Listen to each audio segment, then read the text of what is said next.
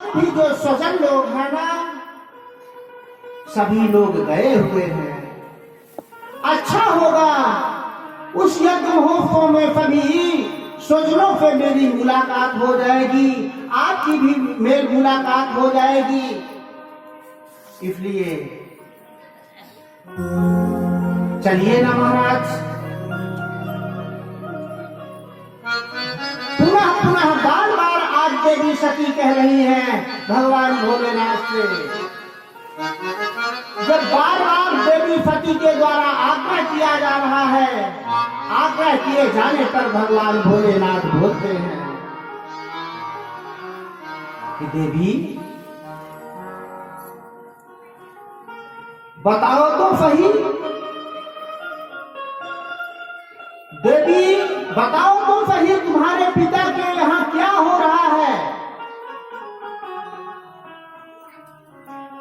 अनुष्ठान हो रहा है, यज्ञ हो रहा है, तो यज्ञ की पार्टी आई है, यज्ञ का निमंत्रण आया है, यज्ञ का हल्दी चावल तुलसी दल आया हुआ है क्या? और नहीं आया तो क्या जाना चाहिए? देवी सती ने कहा कि महाराज बाबा, अरे नहीं आया तो क्या हुआ, कार्य की अधिकता के चलते मेरे पति के द्वारा कुछ भूल हो गई होगी, और यदि भूल हो गई होगी ना तो अपने होते हैं ना, कुछ जगह बिना बुलाए भी चले जाना चाहिए बाबा। कहाँ देवी? कहा अनाहुता अभिभियन्ति सौहृदं धर्तुरुर्गे। ये 4 जगह है जहां बिना बुलाए भी चले जाना चाहिए। कहा कि सौहृदम, अपने पति के घर, मित्र के घर, गुरु के घर, और और देवतालय में देवता के घर, पिता के घर। ये 4 घर जो ऐसे हैं ना महाराज, इन 4 घरों में तो बिना बुलाए भी चले जाना चाहिए। पिता के घर, मित्र के घर, पति के घर और भगवान के घर।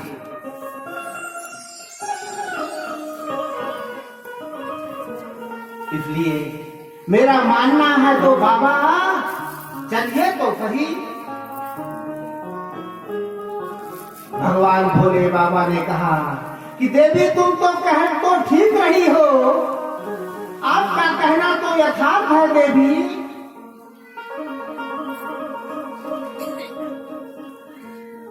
द्वयोदितम शोभन एव शोभने, आप तो बिल्कुल सुशोभनी वाक्य कह रही हैं देवी। अनाहुता अभिभियन्ति बंधुषु, कि बिना बुलाए भी बंधु बांधव शौहर के घर, पति के घर, गुरु घर, मित्र घर और देव घर चले जाना चाहिए। लेकिन यदि जाने पर अपमान हुआ तो देवी क्या होगा? इसलिए मेरा मानना है कि देवी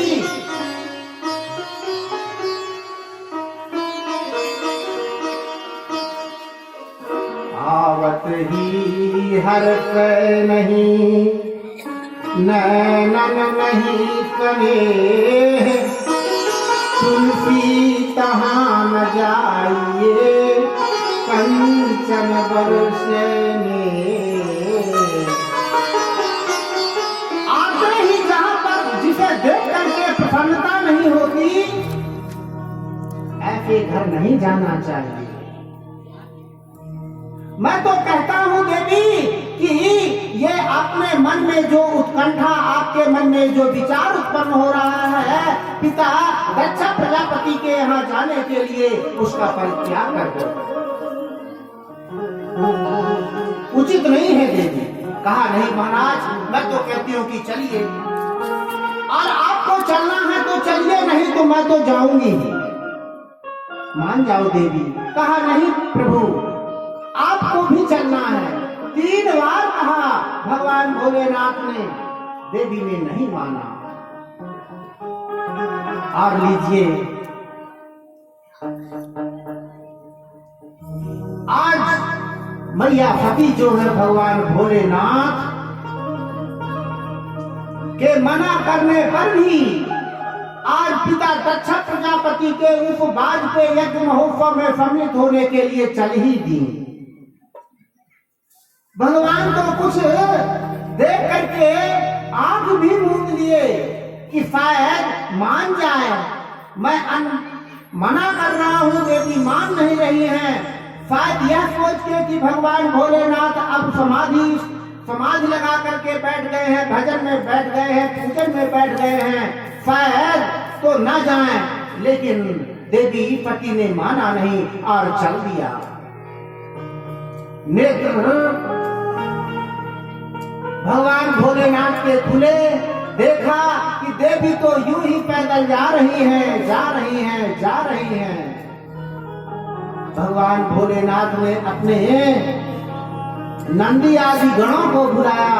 कहा देखो नंदी आदि गणों, ये देवी तो मान नहीं रही, जा रही हैं,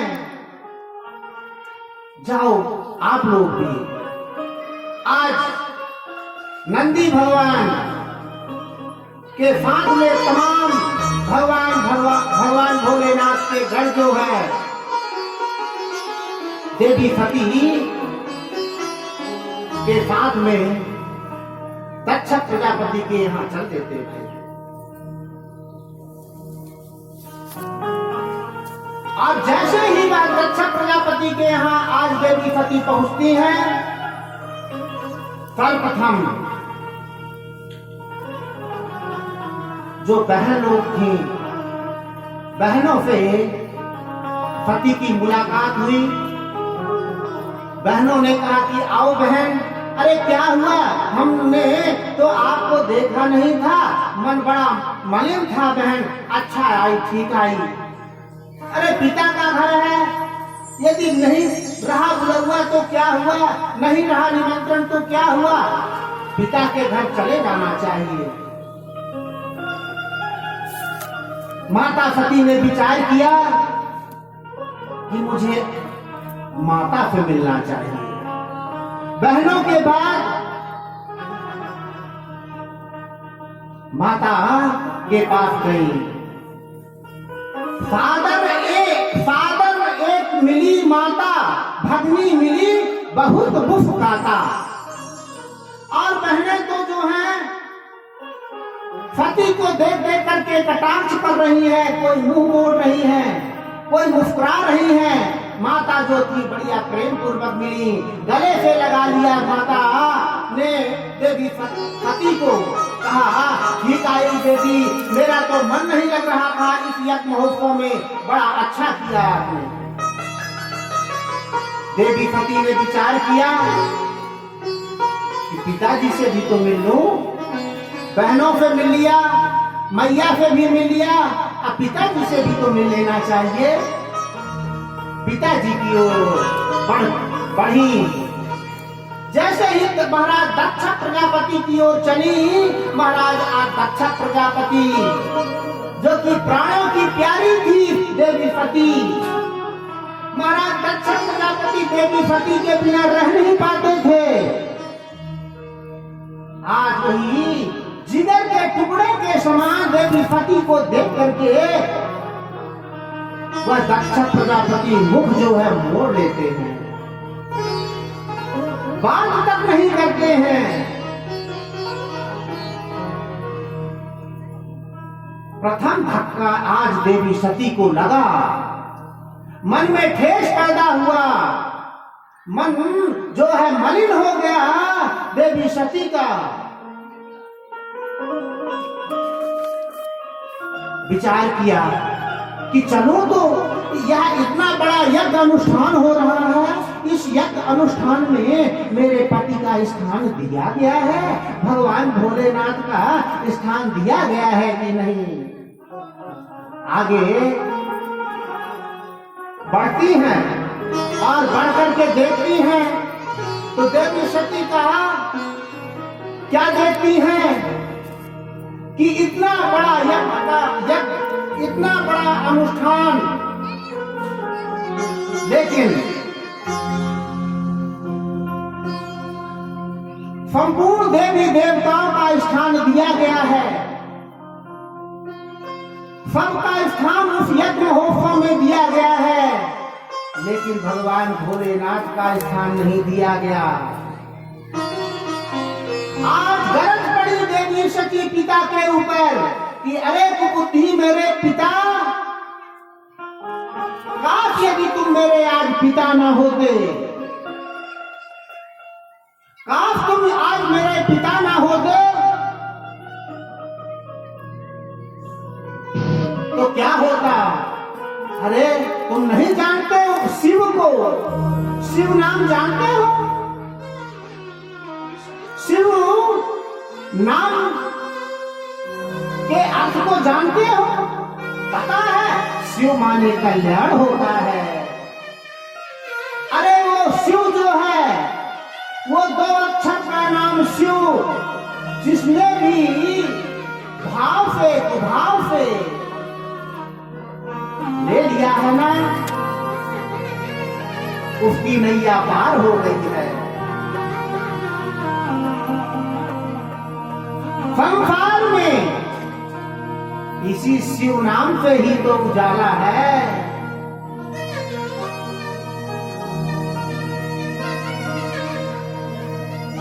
संसार में केवल एक वही है शिव, जो करता है, धरता है, सब कुछ है, वही शिव है।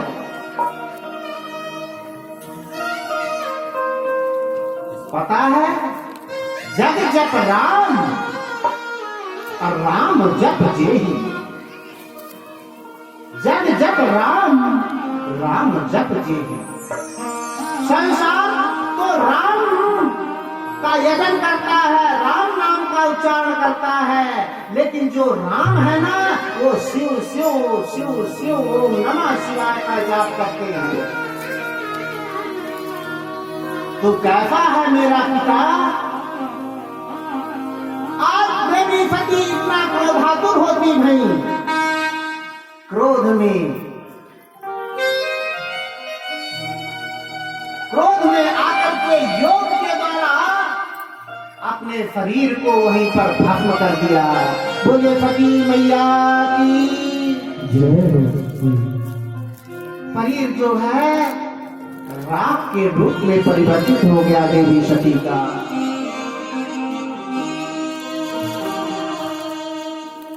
जो नंदी आदि गण आए थे ना, देवी सती के वह योगाग्नि में प्रवेश करने पर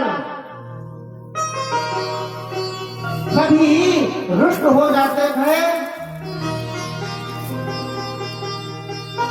आज जो वह यज्ञ का क्षेत्र था, जहां पर अनुष्ठान हो रहा था, यज्ञशाला थी, उस यज्ञशाला को तहस नहस कर देते थे, नष्ट कर देते थे। संपूर्ण यज्ञशाला विध्वंस हो जाती भाई। जो देवता लोग सहायक थे ना, भृगु आदि ऋषि, भगवान शिव के आदेश को प्राप्त करके इधर जब योगाग्नि के द्वारा देवी सती ने अपने शरीर को भस्म कर दिया, आज बाबा नारद श्रीमन नारायण गुणगान करते हुए भगवान भोलेनाथ के पास गए और कहा, बाबा बाबा सुना है, देखा, आज देवी सती तो पिता के कार्य से रुष्ट होकर के योगाग्नि के द्वारा अपने शरीर को नष्ट कर दिया है। भगवान भोले बाबा ने कहा कि पता है बाबा नारायण, आज नंदी आदि सब गण जो हैं और जाते हैं और भगवान भोलेनाथ की सम्मति पा करके संपूर्ण यज्ञशाला जो है विध्वंस हो जाती। भाई महाराज भग जो थे यज्ञाचार थे। एक बार तो तूफान उठी, तूफान को आता हुआ देख करके महाराज भग ने कुछ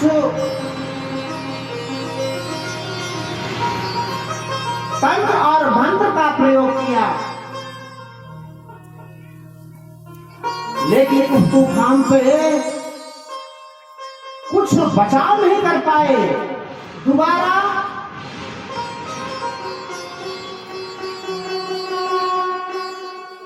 संपूर्ण वह भगवान शिव के गण आकर के घेर लिए। महाराज तूफा जो है देवी सती को और भगवान के गणों को देख देख करके हंस रहे थे। सूखा महाराज के दांतों को उखाड़ लिया, महाराज भ्रम महाराज के दाढ़ी को उखाड़ लिया। जितने भी सभी लोग थे सबको नष्ट भ्रष्ट कर दिया। महाराज जो दक्ष प्रजापति महाराज जो दक्ष थे उठा करके पटका तो उनका धड़ जो था और जाकर के यज्ञ कुंड में समाहित हो गया।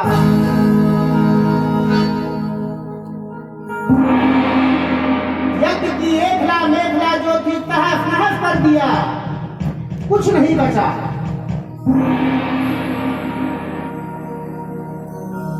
आज सब कुछ नष्ट हो गया।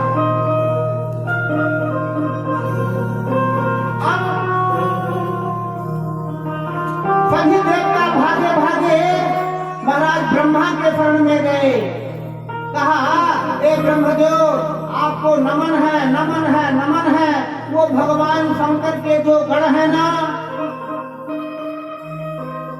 वो तो सब कुछ नष्ट कर दिए हैं। त्राहिमाम प्रभु हमारी रक्षा करो। कहा मेरे बस में नहीं है, भगवान भोलेनाथ ही कुछ ना कुछ कर सकते हैं। उन्हीं के शरण में चलो। वह भोलेनाथ ही उन्हीं के नाम से संसार में उजाला है।